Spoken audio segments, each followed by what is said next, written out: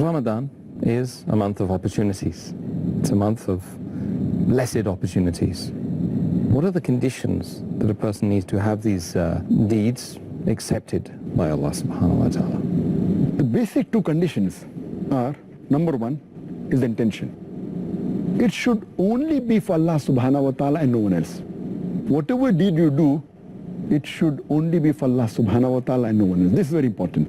If this condition is not met, then all your deeds are wasted. And Allah subhanahu wa ta'ala says in the Quran, in Surah Bayyana, chapter number 98, verse number 5, it says that you worship none but Allah subhanahu wa ta'ala.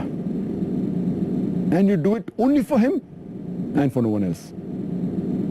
It is further mentioned in Surah Insan, chapter number 76, verse number 9. It says that we have fed you for the sake of Allah subhanahu wa ta'ala, for the pleasure of Allah subhanahu wa ta'ala. We do not require any reward from you, nor do we require any returns. That means if you feed someone, it is for the sake of Allah subhanahu wa ta'ala, not seeking a reward or not seeking anything in return. This is a very important factor that we should note. All your actions should be for the sake of Allah subhanahu wa ta'ala. That's a very important factor. And further it's mentioned in the Quran, in Surah Shura, chapter number 42, verse number 20, that if you do a deed for the tilth, for the reward in the hereafter, Allah subhanahu wa ta'ala will multiply your reward, your tilth in the hereafter. And if you do a deed or any action for a reward in this world, Allah will give you the reward in this world, but you'll have no share in the hereafter. Allah repeated that message in Surah Hud, chapter number 11, verse number 15 and 16, that anyone who seeks the reward in this world or does any deed for this world and for the glitter of this world, Allah subhanahu wa ta'ala will surely give him in this world, but he will have no share in the hereafter except fire, except hell. And all his deeds will not be useful in the hereafter. So therefore whatever we do should be for Allah subhanahu wa ta'ala. And the second caliph of Islam, Hazrat Umar, may Allah be pleased with him, it's mentioned in Sahih Bukhari, volume number 1, hadith number 1, Hazrat Umar, may Allah be pleased with him, he said that the beloved Prophet Muhammad said, Innamal amala bin-niyya, which means your deeds are judged on your intention. And the Prophet further said that all your actions are based on your intention. And anyone who has migrated for Allah and His Rasul, he has migrated for Allah and His Rasul.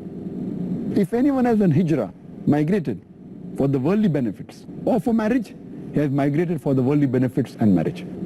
So niyyah is very important.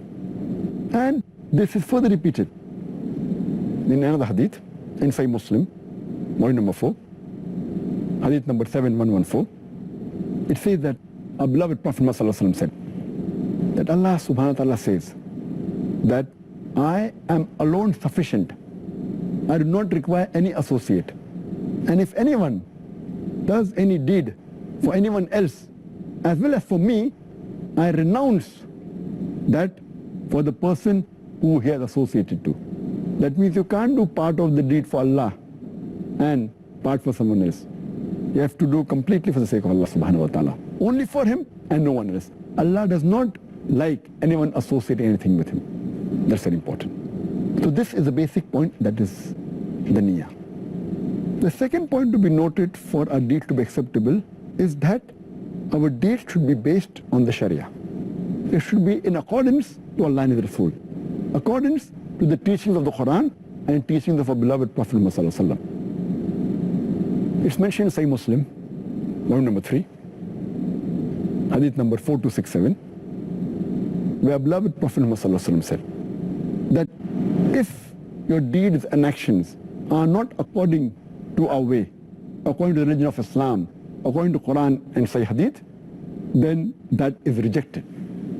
That means for your deeds to be accepted, it should be according to Quran and Sahih Hadith.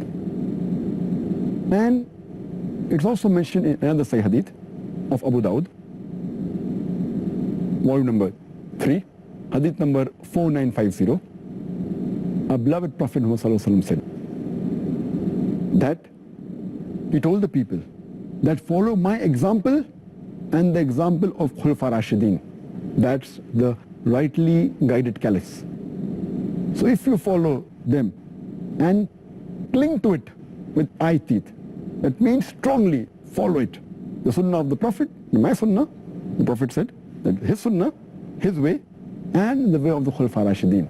That is rightly guided caliphs. So for a deed to be accepted, niyyah should be only for Allah subhanahu wa ta'ala, and it should be according to the Sharia, Quran and Sahih Hadith. SubhanAllah. Jazakallah khair for those answers. Now